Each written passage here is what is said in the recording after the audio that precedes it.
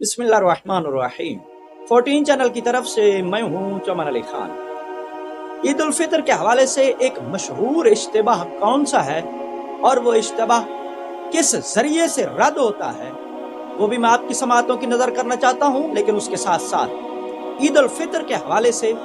अइम्मा अहले बैत अलैहिमुस्सलाम का नुक्ता नज़र क्या है, वो भी मैं आपकी खिदमत में पेश करना चाहता हूँ। लेकिन उससे पहले आप तमाम हजरात से अपील है, 14 चैनल को सब्सक्राइब करके, लाइक करके और शेयर करके ममनून फरमाएं। ईद उल फितर के बारे में अवामुन नास में बहुत बड़ा इश्तिबाह ये पाया जाता है। अवामुन नास की एक बहुत बड़ी अक्सरियत इस्लाम की तालीमात और अइम्मा अलैहिमुस्सलाम की सीरत से दूरी की बिना पर ये इश्तिबाह अपने जहनों में समाये हुए है कि चूंकि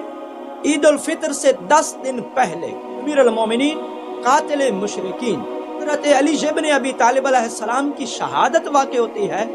और ईद उल फितर के दिन उनकी शहादत का 10वां दिन बनता है। ईद उल फितर जो कि अमीरुल मोमिनीन का 10वां है, इसलिए हमें ईद उल फितर नहीं मनाना चाहिए। पहली बात तो ये है कि 10वें का इस्लाम के अंदर कोई कंसेप्ट ही नहीं है। अइम्मा अहले बैत अलैहिमुस्सलाम के बयान करदा दीन खुदा के अंदर दूर दूर तक आपको कहीं भी 10वें का कोई उन्वान नहीं मिलेगा। जब अहले बैत ने यह कंसेप्ट नहीं दिया तो हम अपनी तरफ से 10वें का कंसेप्ट खड़ के दीन के नाम पे दाखिल करने वाले कौन होते हैं। अगर आपका 10वें पे इसरार ही है, फिर 10वां सिर्फ यही ना मनाइए, बल्कि आप 10 जिलहज जो कि ईद कुर्बान का दिन है और इमाम मोहम्मद तकी अलैहिस्सलाम का 10वां बनता है, आप इमाम मोहम्मद तकी अलैहिस्सलाम का 10वां मनाइए और बकरे दुम्बे ज़िबह करके टिक्का बोटी खाने की बजाय आप इमाम मोहम्मद तकी अलैहिस्सलाम का 10वां मनाते हुए शौक की हालत इख्तियार कीजिए।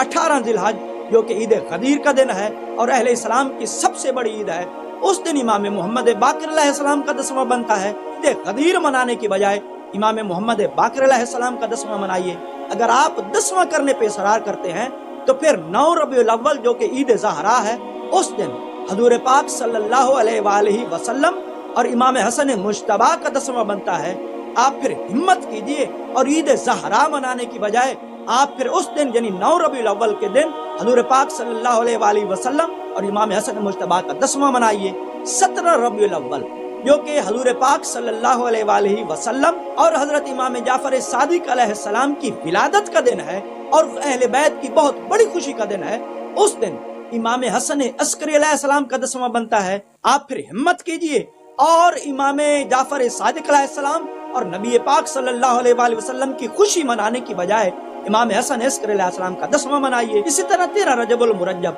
जो कि मौलूद काबा हजरत अली अलैहिस्सलाम की आमद का दिन है और एक बहुत बड़ी खुशी का दिन है, उस दिन इमाम अली नकी अलैहिस्सलाम का 10वां बनता है। तो फिर क्या आपके अंदर ये जुर्रत है कि आप हजरत अली अलैहिस्सलाम की खुशी न मनाएं और इमाम अली नकी अलैहिस्सलाम का 10वां मनाएं। इसी तरह 4 शअबान जो कि हजरत अब्बास अलमदार अलैहिस्सलाम की विलादत का दिन है, उस दिन तो इमाम मूसा काज़िम अलैहिस्सलाम का 10वां बनता है। आप फिर जुर्रत कीजिए और हजरत अब्बास अलमदार की खुशी न मनाइए और इमाम मूसा काज़िम अलैहिस्सलाम का 10वां मनाइए। इसी तरह 7 शअबान जो कि फर्जंद इमाम हसन जनाब शहजादा कासिम अलैहिस्सलाम का यौम विलादत है, उस दिन हजरत अबू तालिब अलैहिस्सलाम का 10वां बनता है। क्या आपके अंदर ये जुर्रत है कि आप शहजादा कासिम की खुशी मनाने की बजाय हजरत अबू तालिब अलैहिस्सलाम का 10वां मनाएं? तो अगर आपको इन तमाम तारीखों के अंदर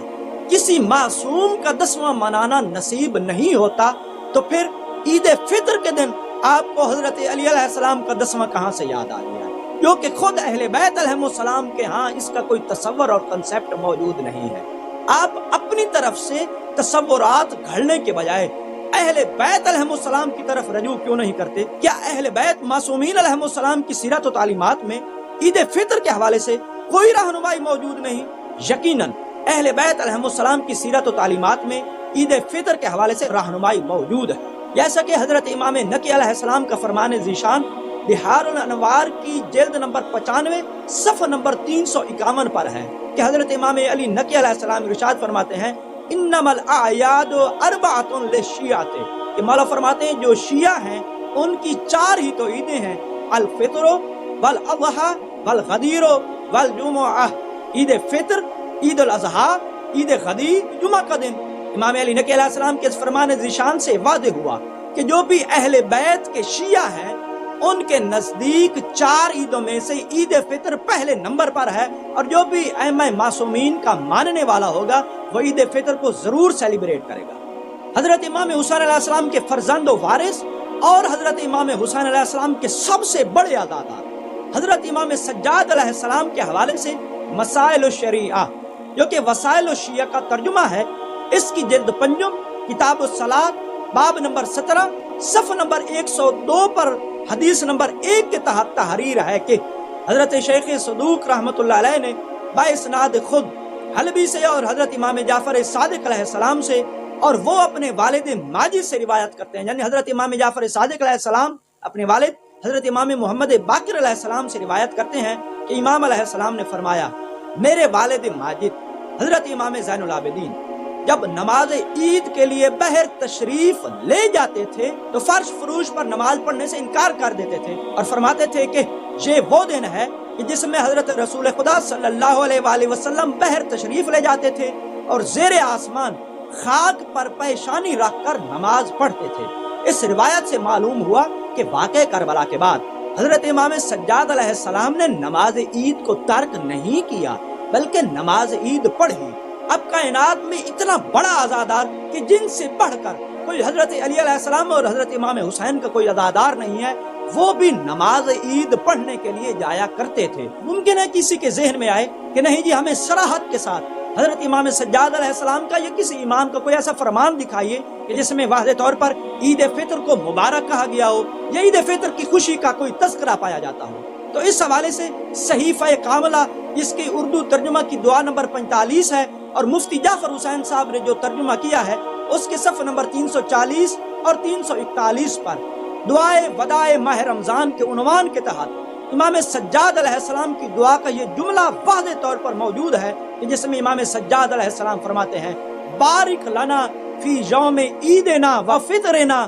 اے اللہ عید اور روزہ چھوڑنے کے دن کو یعنی یوم فطر کو ہمارے لیے مبارک قرار دے۔ امام سجاد علیہ السلام کے اس فرمان ذیشان سے واضح ہوا کہ امام سجاد علیہ السلام نے یکم شوال کو یعنی یوم الفطر کو باقاعدہ مبارک کہا ہے اور عید کے عنوان سے یاد کیا ہے۔ تو اس لیے سنت سجاد کا تقاضا یہ ہے کہ ہم بھی یوم فطر کو ایک دوسرے کو عید الفطر کی مبارک دیا کریں۔ اسی دعا کے اندر امام سجاد علیہ السلام مزید فرماتے ہیں، الذی جعلتہ للمؤمنین عیدا وسرورا، کہ یہ وہ دن ہے کہ جس دن کو اے اللہ تو نے اہل ایمان کے لیے، مومنوں کے لیے عید قرار دیا ہے، وسرورا اور خوشی کا دن قرار دیا ہے۔ امام سجاد علیہ السلام نے اس یوم فطر کو اہل ایمان کے لیے، مومنوں کے لیے عید کے دن کے طور پر یاد کیا ہے اور اسے خوشی کے دن کے طور پر یاد کیا ہے۔ یقیناً جو بھی حضرت امام سجاد علیہ السلام کے پیروکار ہیں ان کے لیے یوم فطر کا دن خوشی کا دن ہے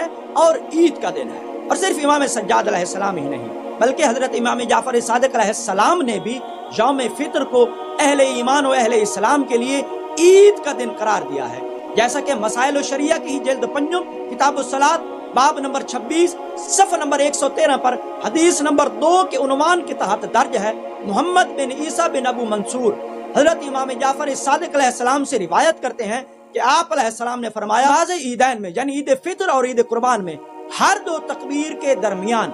یہ دعا یعنی قنوت پڑھو کہ جس کے الفاظ کچھ اس طرح سے ہیں، اللہم اہل الکبریاء والعظمت واہل الجود والجبروت واہل العفو والرحمہ واہل التقوی والمغفرہ اسألک فی ھذا اليوم الذی جعلتہ للمسلمین عیدا۔ تو جب حضرت امام جعفر صادق علیہ السلام عید فطر کو اہل اسلام کی عید قرار دیں تو پھر یقیناً وہ لوگ جو یہ کہتے ہیں کہ یوم فطر ہماری عید نہیں ہے، وہ یقیناً حضرت امام صادق علیہ السلام کی بات کی نفی کرتے ہیں اور نعوذ باللہ من ذالک وہ حضرت امام جعفر صادق علیہ السلام کی تکذیب کرنے کی ناپاک جسارت کرتے ہیں۔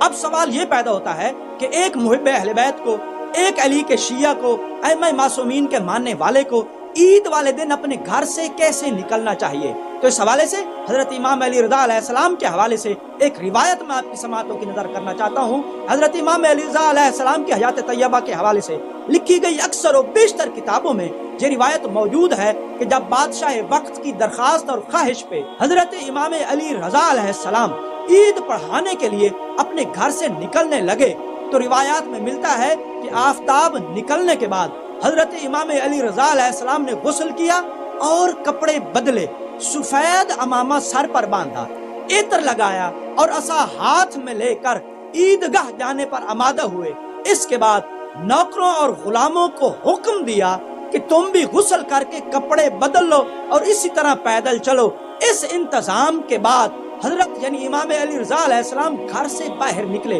اور پھر یہ ایک تفصیل کے ساتھ یہ روایت موجود ہے کہ جب امام علی رضا علیہ السلام اپنے گھر سے نکلے تھے تو شہر کے تمام مرد و زن اپنے اپنے گھروں سے باہر نکل آئے اور دیکھنے لگے کہ رسول خدا کا وارث کس طرح عید پڑھانے کے لیے عیدگاہ کی طرف رواں دواں ہے۔ لیکن جب بادشاہ وقت اس بات کی جانب متوجہ ہوا کہ حضرت امام علی رضا علیہ السلام اگر عید پڑھانے کے لیے عیدگاہ تک پہنچ گئے تو پھر لوگ حق اہل بیت کے عارف ہو جائیں گے اور ہم اپنے اقتدار و مسرت سے محروم ہو جائیں گے، تو پھر اس نے علی رضا علیہ السلام کو مجبور کیا کہ وہ عید نہ پڑھائیں اور واپس اپنے دولت خانے کی طرف تشریف لے جائیں۔ دل نخواستہ حضرت امام علی رضا علیہ السلام کو واپس لوٹنا پڑا، حالانکہ امام علی رضا علیہ السلام عید پڑھانا چاہتے تھے۔ اور تو بس ذہن میں رکھیے گا، جو بھی حضرت امام علی رضا علیہ السلام کا محب ہوگا وہ عید پڑھنے پڑھانے کو ترجیح دے گا، اور جو بھی دشمن اہل بیت کا مزاج رکھتا ہوگا اور معمون مزاج ہوگا وہ عید پڑھنے پڑھانے میں رکاوٹ پیدا کرے گا۔ عید دراصل ہے ہی محمد و آل محمد کے محبوں کے لیے،